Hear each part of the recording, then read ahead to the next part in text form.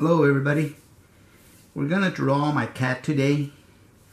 As you can see, I have sketched in the geometrical shapes into a grid. I always like to break down my picture into geometrical shapes. It's easier to draw and have a kind of a grid so that we can have an idea as to where the picture is going to go. So this way we follow that and we can do our proportions. Now, I did all this ahead of time so that we wouldn't waste a lot of time setting it up. But if you're going to draw, I would suggest that you set a grid. And in my case, I getting the idea from this picture here of my cat. This picture that I took of him. And I'm going to, I kind of brought it down about half the size to draw him. I practiced a little bit on it so that I could get an idea. It's a quick sketch here from yesterday.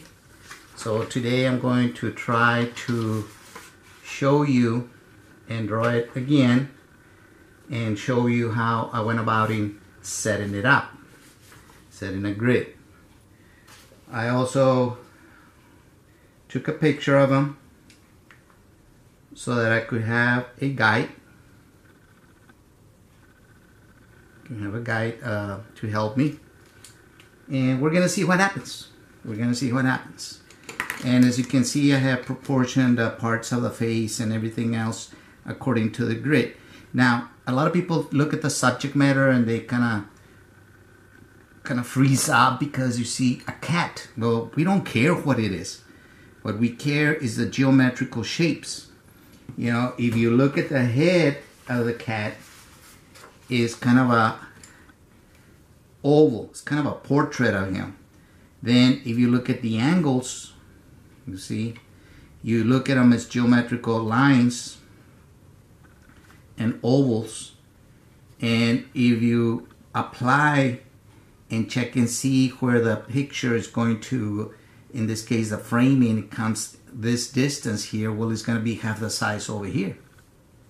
And then the same distance here. If I look from this to here, you know, it's half the size, so this is going to be half the size. So as you get better at it, you start measuring in your head. Your brain starts seeing these lines, geometrical lines and shapes. And then also the angles of the nose, if you would look at this here, it's kind of a cylinder, okay, the edge of his nose, with a little triangle at the bottom. And then here at the bottom, he has a kind of a white whiskers, okay? And you look at all those things that line up. So this kind of lines up with this lines up with this, and then this here lines up with the edge of the eye or the pupil of it. So you look at all those different things. And then again, here in front of his mouth is another oval, then another small oval. So you look at the sizes of those ovals and shrink them to have the size. So now the trick is trying to get some of the texture of his hair, and also trying to get the value work. Now all of this comes with practice. So here's this one here. Again, just to kind of get an idea, we're gonna try to accomplish that on this next one. So I think that one of the major parts of a drawing, either portraits, because I do portraits too, is the eyes.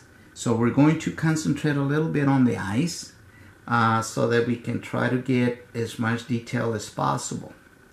Okay, so I'm just using regular pencils, not any fancy pencil or anything.